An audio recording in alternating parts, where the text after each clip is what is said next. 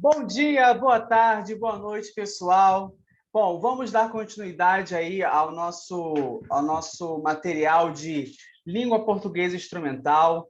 Hoje nós iremos tratar nessa aula sobre estratégias textuais de modalização e também estratégias textuais de polidez. Esse material foi produzido baseado nos textos da professora Helena, ok? Então, vamos lá, gente. O que seria a modalização? Modalização são estratégias linguísticas que possuem a finalidade de pontuar atitudes e julgamentos. Quais seriam essas atitudes? Atitude de dúvida, atitude de certeza, de probabilidade, possibilidade, permissão, obrigatoriedade, necessidade, tá? A gente também tem que lembrar, por exemplo, que muitas dessas noções de atitude podem ser trazidas por advérbios, por situações dentro do texto. Então, o contexto vai te dizer também qual é ali a finalidade, qual é ali a atitude que o autor quis passar, qual é ali o julgamento, qual é ali a intenção. Então, a gente precisa prestar atenção nesses advérbios, em algumas locuções adverbiais, que são utilizados dentro de um contexto. Tá? Caso vocês não se lembrem quais são os advérbios, tem uma aula aqui no canal, na playlist de morfologia, ok? Vou deixar também aqui na descrição do vídeo o link, que é só clicar que vai direto, ok? Então, a gente precisa lembrar que modalização são essas estratégias linguísticas, ok? Então, vamos lá. Por exemplo, aqui nas frases. Talvez eu vá à Suíça em julho.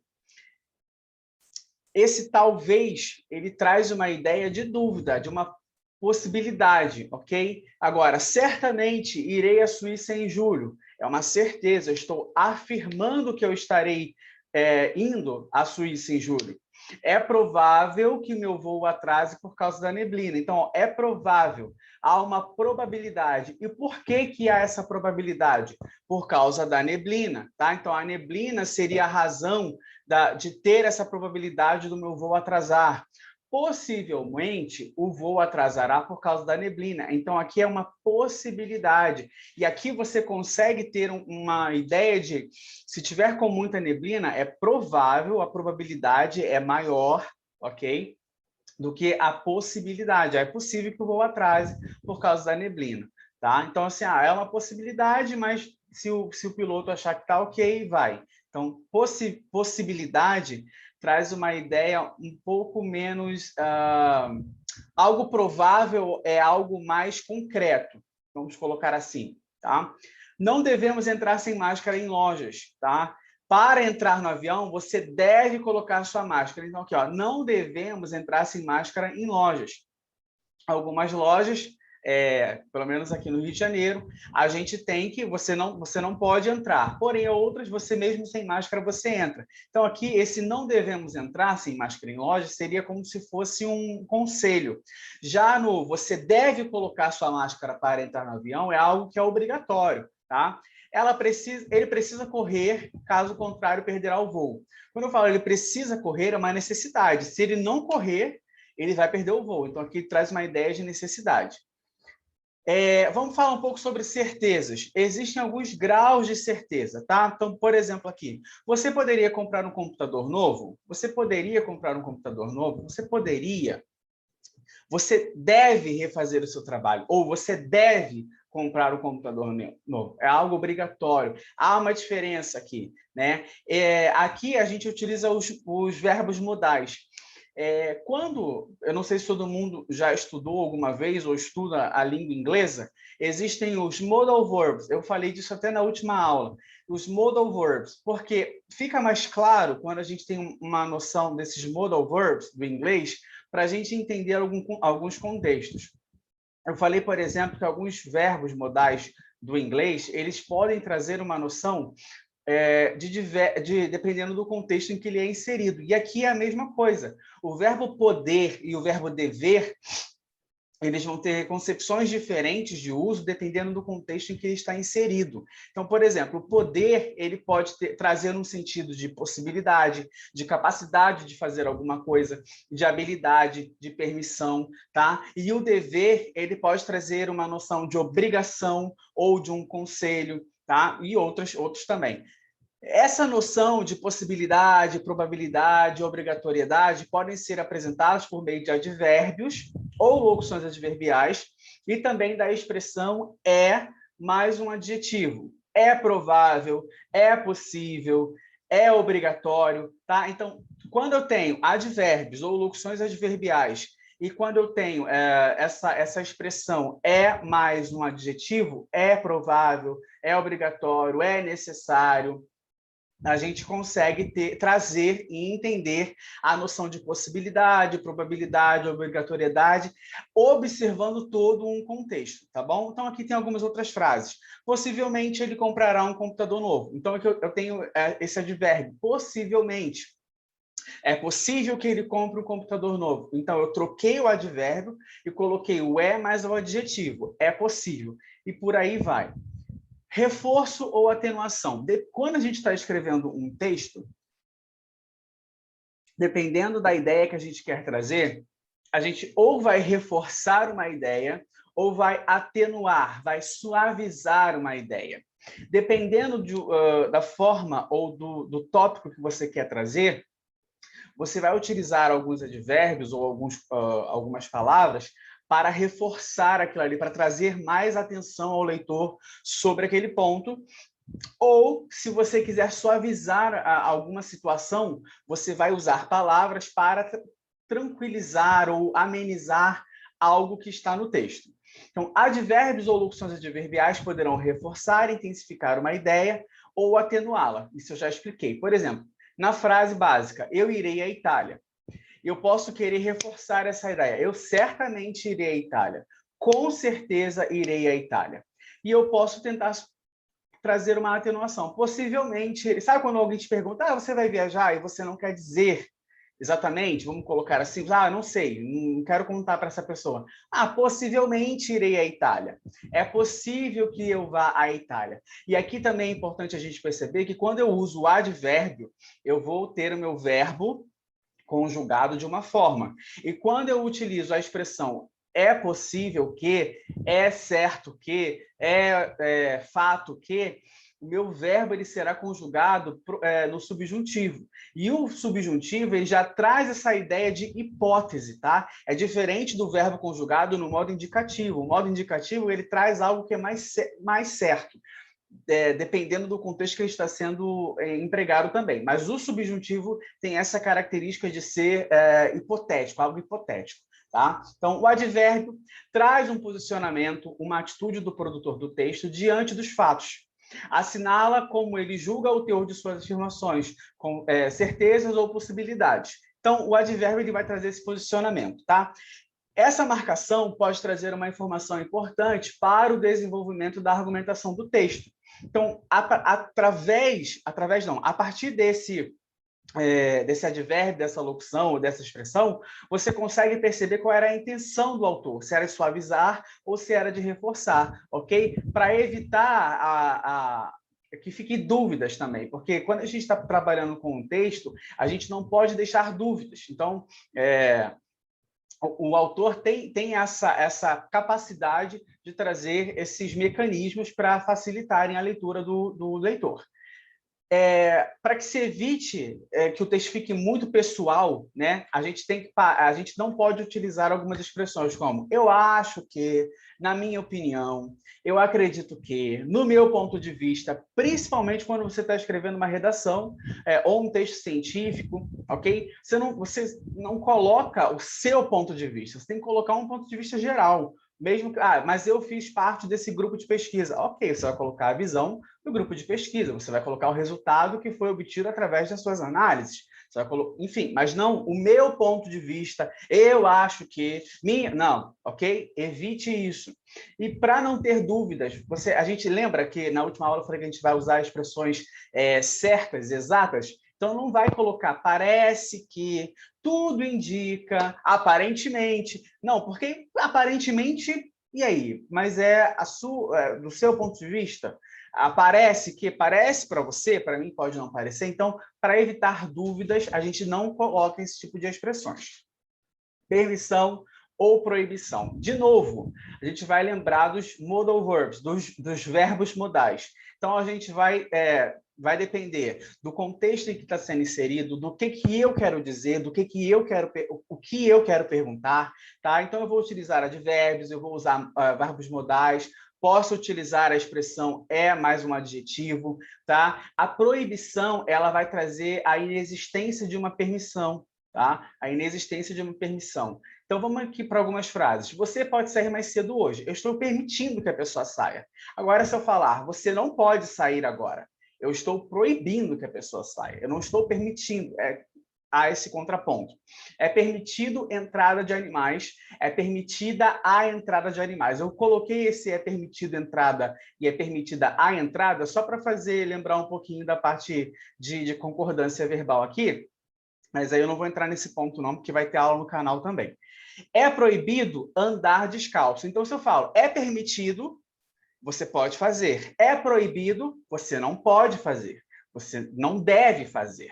Você não deve chegar atrasado. É proibido chegar atrasado à reunião. Está trazendo uma proibição, ok? Uma proibição. E talvez essa proibição te traga também uma obrigatoriedade. Você não deve chegar atrasado à reunião. Então, você é obrigado a chegar na hora. Você é obrigado a chegar cedo, ok? Traz também essa noção. Há a necessidade e a obrigatoriedade.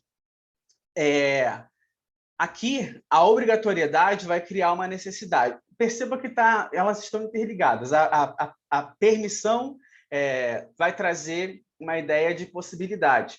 A proibição vai trazer a ideia de que você não pode fazer alguma coisa, de que você é obrigado a fazer ou não fazer alguma coisa.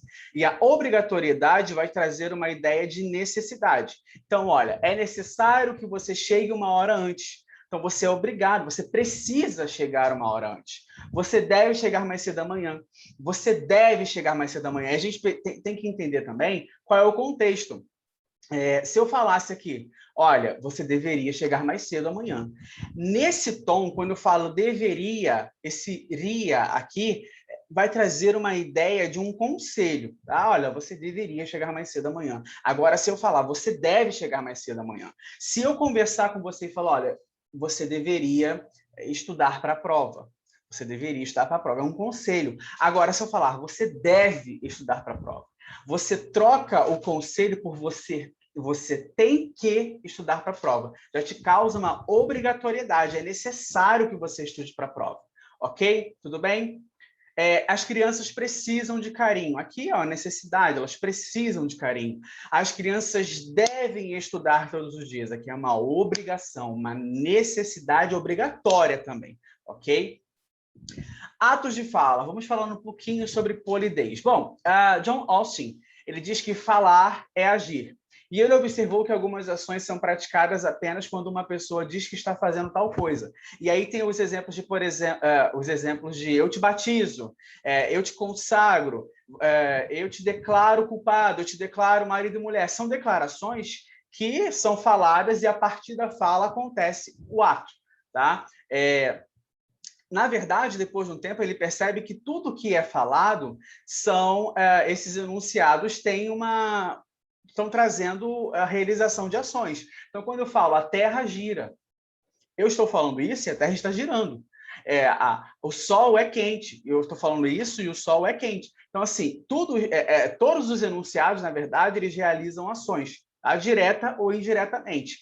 Apesar de existirem formas gramaticais próprias para executar certos atos de fala, como cumprimentar, agradecer, ordenar, solicitar, não há correspondência obrigatória entre o ato e a forma gramatical do enunciado. Tá? Há diversas maneiras de dizer alguma coisa, mas dependendo das palavras usadas, isso irá trazer entendimentos diferentes. Então, não há uma obrigatoriedade de correspondência entre o ato e a forma gramatical do enunciado. Por quê? Porque eu posso falar várias coisas. Lembra da aula passada? Que não existe o mesmo tópico explicado igual por pessoas diferentes, nem o mesmo tópico explicado da forma igual pela mesma pessoa. Isso aqui é bem legal a gente trazer de volta para corroborar esse assunto.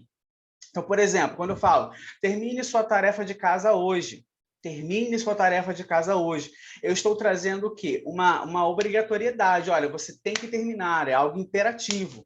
Quando eu falo, eu gostaria que você terminasse sua tarefa de casa hoje, eu estou trazendo um ponto de vista. Olha, eu gostaria que você fizesse, mas se você não fizer, tudo bem. Pode ser que esteja tudo bem, pode ser que não esteja. Mas eu gostaria que você terminasse hoje. É necessário que você termine suas tarefas hoje. Olha o tom que já muda. É necessário, você deve terminar as suas tarefas hoje. Aqui, primeiro eu trouxe o tom de obrigatoriedade do imperativo, tá? Do imperativo, você termine a sua tarefa hoje. É uma ordem, tá? Agora, se eu falo, é necessário que você termine hoje, ainda é um pedido, só que é um pedido mais suavizado, um pedido mais educado, vamos colocar assim. Se eu posso falar, você pode terminar suas tarefas hoje. Por exemplo, algum aluno esqueceu de fazer a tarefa, não entregou a tarefa e tinha um prazo para entregar, e eu falo, não, você pode entregar a sua tarefa hoje. Tudo bem, não há problema. Eu ainda estou dizendo que tem que fazer, porém não há problema em entregar atrasado. Então, é uma outra forma, uma forma mais polida. Tá? Seria bom, seria importante, seria interessante, seria legal que você terminasse suas tarefas hoje. Aqui, dependendo do tom que você usa, você pode trazer um tom de ironia, de deboche, tá? Um tom de olha só, tem que fazer, tá? Tem que fazer, dá seu jeito. Então, o tom também vai depender do que acontece, vai estar inserido num contexto. Então, há formas de você ser mais polite, mais polido, mais educado, e há formas de você ser um pouco mais agressivo, um pouco mais incisivo, ok? E isso vai depender do contexto. Agora, por que devemos ser polidos no falar? Do inglês polite, né? Do inglês que há a diferença entre polite e education. Então, há essa diferença entre ser polido, ser educado no falar. Por quê? Por que a gente usa muito isso? Porque é uma via de mão dupla. Tá? É uma via de mão dupla. Quando você faz um pedido a alguém, quando você ajuda alguém, quando você fala, se expressa de uma forma mais polida, é muito provável que essa pessoa te responda de uma forma mais polida, mais educada também. Então, alguns conselhos seja educado, não use um tom ameaçador, não seja agressivo, exponha a sua ideia, não imponha a sua ideia às pessoas. Isso acontece muito hoje, principalmente por causa das redes sociais. Então, assim, a gente precisa entender que a face de quem está recebendo a informação, ela pode ser ferida, mas a sua face que está passando a informação, ela também pode sofrer alguns arranhões aí. E o que seria a face? É a imagem composta dos atributos aprovados, valorizados e com o desejo de liberdade de alguém. Aqui é importante a gente saber, por exemplo, que todo mundo tem uma vida social, uma vida pública. Então, quando a gente utiliza um tom meio ríspido, a gente pode ser visto como uma pessoa arrogante, como uma pessoa ruim. E isso não só na linguagem oral. Quando, por exemplo, você quer fazer a reclamação de um produto, que você explica o porquê, mas assim, de uma forma muito educada. Olha, eu sei que vocês trabalham muito bem, porém, esse produto veio danificado, eu gostaria de solicitar a troca, eu sei que vocês sempre... Você meio que, sabe, você cria um contexto agradável para falar do desagradável. Ainda assim, você vai estar colocando aquela pessoa, aquele serviço, como um serviço que não foi prestado direito, como um serviço ruim, só que de uma maneira um pouco mais educada. Você não vai, sabe, pressionar tanto aquilo ali. E isso é interessante a gente utilizar, às vezes, até quando a gente vai fazer algum requerimento, alguma solicitação, alguma revisão de nota, de prova.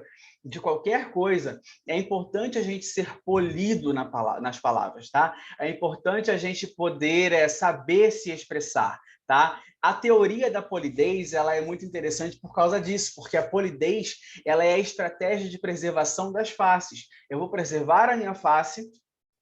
Por exemplo, no caso que eu tô falando de você fazer uma solicitação de, nossa, ele foi educado, ele sabe se expressar aqui, ele não está sendo ríspido, ele não está sendo grosseiro, então eu vou dar uma atenção aqui. E ao invés de uma pessoa que está sendo completamente arrogante, não, porque vocês têm que resolver o meu problema, é a quinta vez que eu estou ligando para vocês. É óbvio, gente, que a gente às vezes tem vontade de falar horrores, mas precisamos lembrar dessa teoria da polidez para saber como manter os vínculos de interação social, tá? Para saber como manter, como interagir verbalmente com outra pessoa, tem que saber se colocar no lugar da outra pessoa, tá?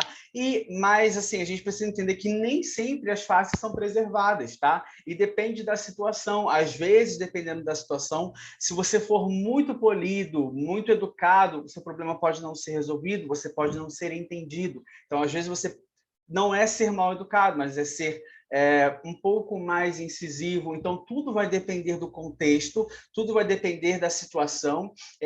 Lembrando que isso é uma interação verbal, tá? Ela pode ser escrita, ela pode ser falada, ela pode ser por meio digital, ela pode ser por carta, enfim. Tudo isso aqui é importante a gente colocar que é interativo. Lembrando que a comunicação ela é interativa, tá? Então, e também se preocupar que a face daquele que fala e a face do interlocutor, elas são ameaçadas de formas complexas.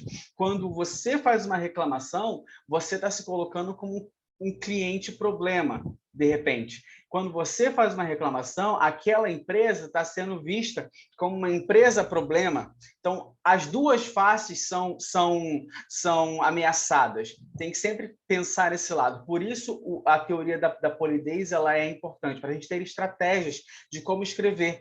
Mas como eu posso colocar isso dentro de um texto? Eu coloco isso dentro de um texto quando eu estou defendendo, por exemplo, o meu ponto de vista, a minha dissertação, quando eu estou defendendo a minha conclusão. Eu tenho que saber que eu não vou impor aquilo ali ao leitor, eu vou expor a minha colocação, para que o leitor ele faça a colocação dele, para que ele entenda, concorde ou não com essa decisão. Então, pessoal, eu gostaria muito de agradecer vocês por terem assistido até aqui. Eu espero que vocês tenham gostado, que vocês tenham entendido. Se inscreve no canal, deixa seu like, compartilha esse vídeo com quem precise. Hora do café, um beijo e até a nossa próxima aula. Tchau!